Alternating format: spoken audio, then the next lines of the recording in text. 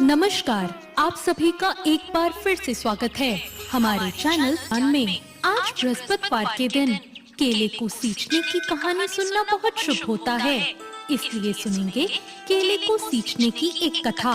बहुत समय पहले की बात है। एक गांव में एक साहूकार और साहूकारनी रहा करते थे। साहूकार की एक बेटी और एक बेटा था। बेटे की शादी हो चुकी थी।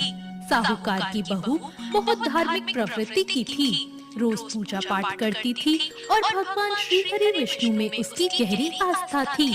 वो हर रोज केले के पेड़ को सींचती, उसकी पूजा करती और केले के पेड़ के पास बैठकर भगवान विष्णु की पूजा कर कथा सुनती थी। जब वो केले के पेड़ की पूजा करती और सींचने जाती, तो अपनी ननद को भी साथ ले जाती और उसे भी कथा सुनाकर पेड़ सींचने को कहती। साथ अपनी ननद को भी साथ ले जाती और उसे भी कथा सुनाकर पेड़ सींचने को कहती। साथ ही वो हर रोज भगवान से ये प्रार्थना करती कि हे श्री हरि विष्णु, मुझे एक पुत्र दे दो, मेरी मनोकामना पूरी कर दो। अगर आप मेरी मनोकामना पूरी करोगे तो मैं अपनी ननद का विवाह आपसे कर दूंगी। जब रोज वो केले के पेड़ को सींचती तो उनसे यही प्रार्थना करती। एक दिन भगवान ने सोचा, यह रोज यही कहती है, यदि इसे बेटा मिल गया तो अपनी ननद का ब्याह मुझसे कर देगी। इसकी मनोकामना मैं पूरी कर देता हूँ, फिर देखता हूँ ये अपनी ननद का ब्याह मुझसे कैसे करेगी। भगवान श्री हरि विष्णु ने उसे आशीर्वाद दिया और उनके आशीर्वाद से वो गर्भवती हो गई और उसे एक सुंदर पुत्र की प्राप्ति हुई। अपनी मनोकामना पूर्ण होते ही वो अपना वचन भूल गई, लेकिन भगवान वो वचन नहीं भूले थे। जब उसका बेटा 7 महीने का हुआ तो वो अपनी मायके जाने लगी। रास्ते में वही केले का पेड़ आया जिसकी वो पूजा किया करती थी। जब वो उस पेड़ के पास से गुजरी तो उससे आवाज आई, तुम कहती थी कि यदि पुत्र प्राप्त हो जाएगा तो तुम अपनी ननद का ब्याह मुझसे कर दोगी। अब तुम अपना वचन पूरा क्यों नहीं कर रही हो? यह सुनकर वह बहुत चौंक गई और आसपास देखने लगी, लेकिन उसे कोई नहीं दिखा। उसका पति भी उसके साथ जा रहा था, लेकिन उसे कोई आवाज सुनाई नहीं दी। इतने में दोबारा आवाज आई तो वे दोबारा आसपास देखने लगी। तभी उसकी नजर केले के पेड़ पर पड़ी जो जोर जोर से हिल रहा था। उसे लगा कि आवाज केले के पेड़ से आ रही है। वो बहुत डर गई और उसे अपनी कही बात याद आ गई। अब वो अपने बच्चे को लेकर जल्दी जल्दी वहाँ से चली गई और अपने मायके में भी वो घबराई हुई रहने लगी। उसके माता पिता पूछने लगे, तुम घबराई हुई क्यों हो? क्या परेशानी है? लेकिन उसने किसी को कुछ नहीं कहा।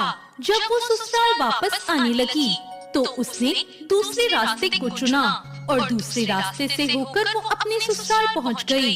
लेकिन वहाँ भी वे परेशान रहती थी। सास ससुर और पति के पूछने पर कि क्या हुआ, उसने कुछ नहीं कहा।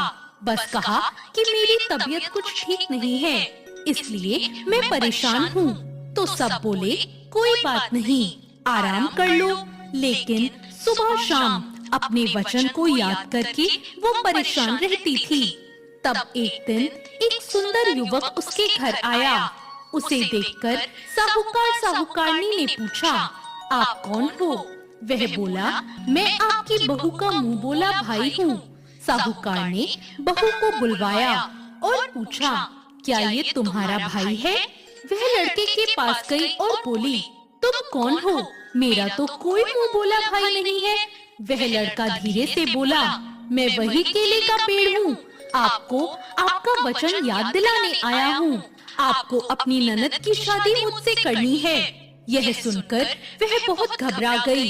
लड़का अंदर आकर बैठ गया और बोला, मैं लंबे समय से विदेश में कमाने गया हुआ था, इसलिए यह मुझे नहीं पहचान पाई।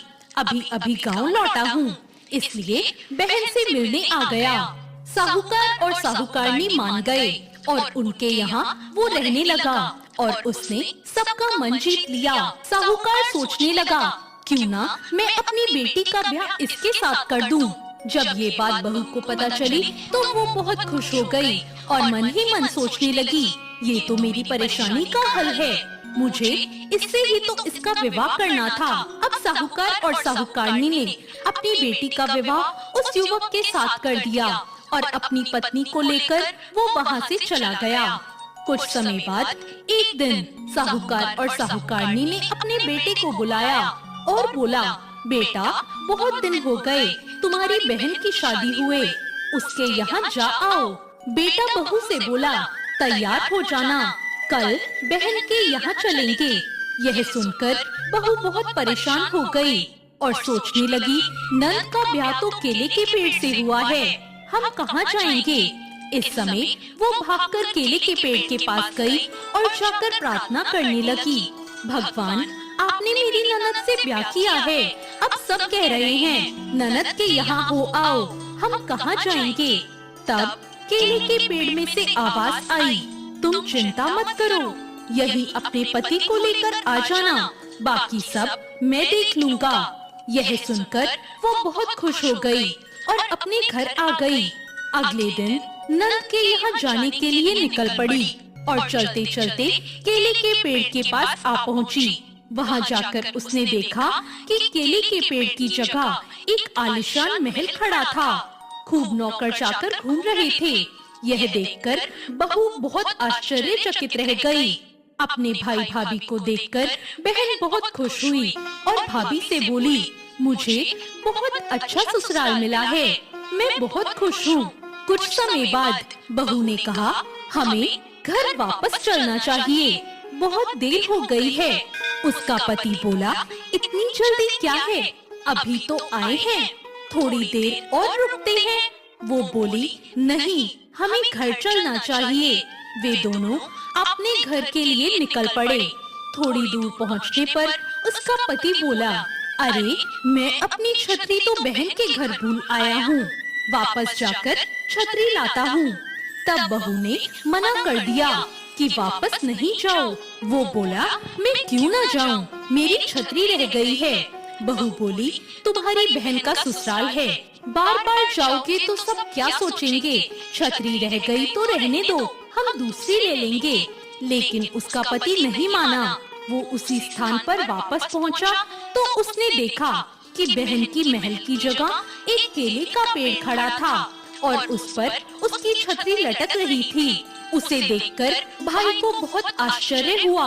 वो अपनी पत्नी से बोला, तुम्हारा भाई कहाँ है? अभी तो यही था, सच बताओ तुम्हारा भाई कौन है? तुमने मेरी बहन की शादी किससे करवाई है? तब बहू बोली, घर चलो मैं सब बताती हूँ। घर आने पर उसने अपने पति और सास ससुर को सारी सच्चाई बता दी और बोली, नंद की शादी केले के पेड़ से हुई है, भगवान विष्णु से हुई है। यह सुनकर वो सभी बहुत खुश हुए और बोले, बहू तुम्हारी पाठ पूजा से हमारी बेटी का विवाह भगवान से हुआ है। हे भगवान, जैसे केले के पेड़ को सींचने का फल आपने बहू और उसकी ननद को दिया, ऐसे ही सबका भला करना। तो ये थी आज की कहानी। आपको ये कहानी कैसी लगी? कमेंट करके जरूर बताएं। चैनल को सब्सक्राइब